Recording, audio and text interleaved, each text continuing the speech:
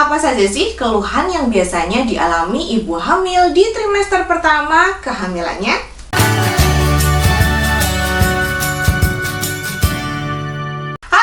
Selamat datang di Kriwil Life, ngobrolin kesehatan bareng aku Bidan Kriwil. Kalau kapan hari aku sudah pernah bikin video keluhan hamil yang sering dialami oleh ibu hamil trimester 3. Nah, biar tidak ada rasa cemburu dan iri, kali ini aku akan bikin video tentang keluhan yang biasanya dialami oleh ibu hamil trimester 1. Nah, sama seperti keluhan yang sering dialami ibu hamil trimester 3, tidak semua keluhan ini dialami oleh ibu ya. Karena tubuh kita itu ya berbeda-beda, istimewa, hormonalnya beda. Jadi ada ibu yang mengalami keluhan ini, ada yang enggak, ada yang hamilnya tuh bener-bener tanpa keluhan, itu juga ada. Kadang-kadang di Jawa disebutnya hamil kebo, karena bener-bener kebo, makan enak, tidur enak, sama sekali tidak ada keluhan apa-apa.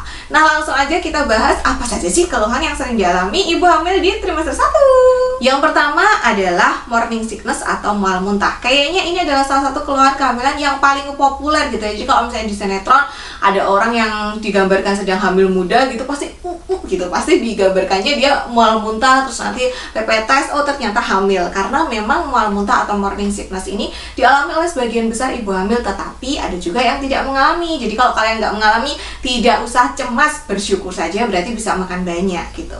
Nah, morning sickness ini biasanya disebabkan karena hormonal. Jadi karena ada perubahan hormonal di dalam tubuh, maka hormon ini merangsang pusat mual yang ada di otak. Biasanya mual muntah ini akan hilang sendiri nanti ketika sudah memasuki usia trimester kedua, sekitar 14-16 minggu, itu biasanya mual muntah ini akan hilang sendiri. Tapi kalau misalnya kalian mual muntahnya sangat berlebihan sampai tidak bisa makan apa-apa, tentu saja sebaiknya periksa ke dokter.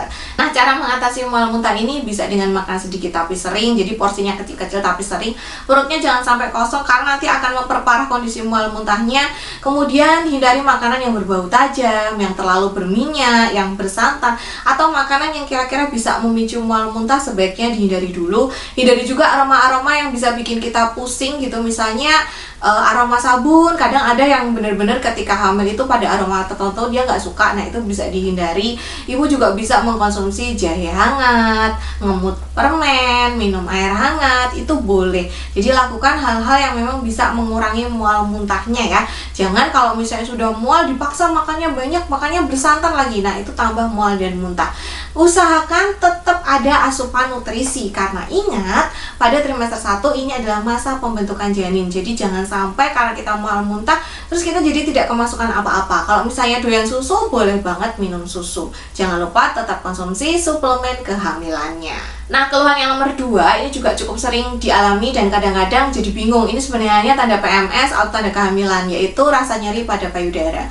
Ini juga disebabkan karena perubahan hormonal, dan karena ketika kita hamil itu payudara kita tuh kan akan mengalami perubahan size gitu ya, sehingga kadang-kadang memang terasa nyeri di area payudara. Usahakan ibu untuk menggunakan bra yang nyaman. Terus nanti kalau misalnya size-nya berubah ya ganti size-nya, jangan maksa pakai angka kecilan. Gunakan pakaian yang longgar dan nyaman supaya payudaranya tidak terlalu tertekan. Kalau misalnya payudaranya dirasa terlalu sensitif, jadi ada kegesek-gesek bra aja itu rasanya nggak nyaman, maka ibu bisa menggunakan breast pad walaupun tidak sedang menyusui. Jadi untuk menghindari gesekan gitu ya. Boleh juga payudaranya dikompres air hangat gitu kalau memang terasa sangat nyeri. Selanjutnya ada sembelit atau konstipasi. Ibu hamil di trimester 1 juga bisa mengalami sembelit, dan ini penyebabnya karena ada hormon relaksan di dalam tubuh yang menyebabkan pencernaan kita itu melambat. Tujuannya ya supaya nutrisi terserap sempurna. Tapi gara-gara melambat jadinya malah sembelit. Usahakan banyak konsumsi serat dan minum air putih supaya BAB-nya lancar. Kalau bisa juga lakukan olahraga ringan gitu ya, kayak jalan kaki, supaya peredaran darah kita ini juga lancar. Karena nanti kalau misalnya numpuk di bawah, selain jadi bikin sembelit juga bikin bisa bengkak-bengkak tuh kakinya. Keluhan yang selanjutnya adalah pusing dan sakit kepala. Nah, biasanya ini disebabkan karena adanya peningkatan aliran darah di dalam tubuh dan juga karena perubahan hormonal. Jadi memang si hormon ini itu menyebabkan banyak keluhan dalam kehamilan, tapi ya nggak apa ya Bu, terima saja. Nah, caranya untuk mengatasi pusing dan sakit kepala, ibu bisa memenuhi kebutuhan nutrisi dan cairan. Jadi jangan sampai dehidrasi, nanti tambah pusing. Istirahat yang cukup, terus jangan melakukan perubahan gerakan yang tiba-tiba gitu. Jadi misalnya udah tidur langsung bangun gitu, dalam kondisi kaget gitu ya. Kayak misalnya kita tidur terus kebangun dalam kondisi kaget gitu kan biasanya pusing juga ya, walaupun nggak dalam kondisi hamil gitu. Jadi memang slow living gitu ya Bu. Terus kalau misalnya ibu-ibu sakit kepalanya sangat mengganggu, jangan sembarangan minum obat. Karena ketika kita hamil kita nggak boleh minum obat sembarangan. Jadi silakan konsul dokter supaya dikasih obat yang memang aman dikonsumsi saat hamil. Keluhan yang selanjutnya adalah merasa lelah, ngantuk, badannya gergesi gitu ya. Ini ada beberapa penyebabnya Bu. Yang pertama, hormon progesteron di dalam tubuh kita itu memang biasanya bikin kita tuh jadi ngantuan. Karena itu merelaksasi tubuh gitu. Jadi memang di awal kehamilan tuh biasanya kita kayak ngantuan, pengen tidur terus, pengen istirahat terus gitu.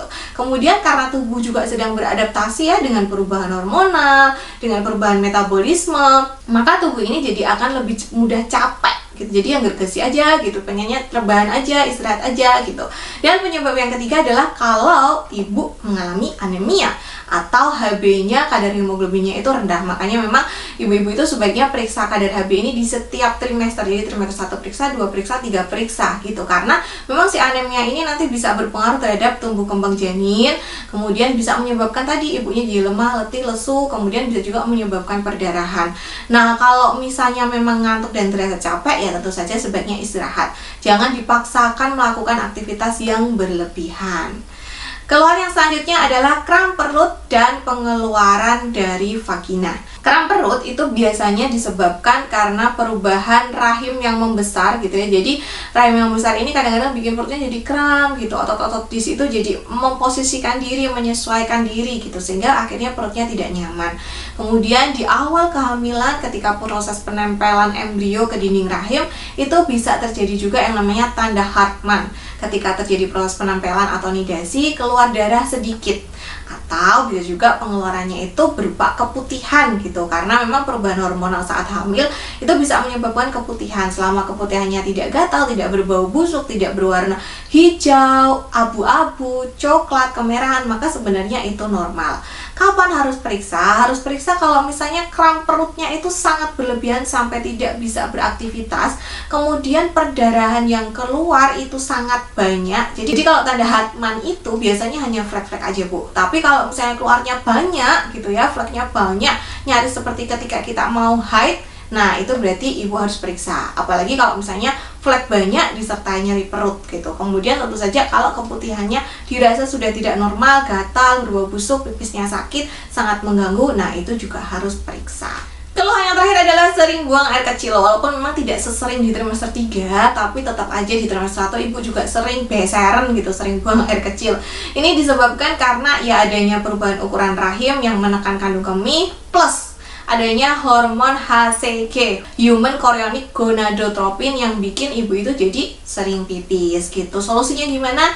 Ya solusinya kalau pengen pipis ya dipipisin aja. Usahakan banyak minum itu di pagi dan siang hari. Sore dan malam itu minumnya agak dikurangi supaya malamnya tidak terlalu beseran sehingga tidak mengganggu waktu tidur ibu. Nah ibu-ibu, itu tadi keluhan yang sering dialami oleh ibu hamil di trimester 1. Kalian ngalamin yang mana aja nih saat hamil atau sekarang sedang ngalamin yang mana? Boleh cerita di kolom komentar ya. Sampai jumpa di video selanjutnya. Terima kasih sudah menonton.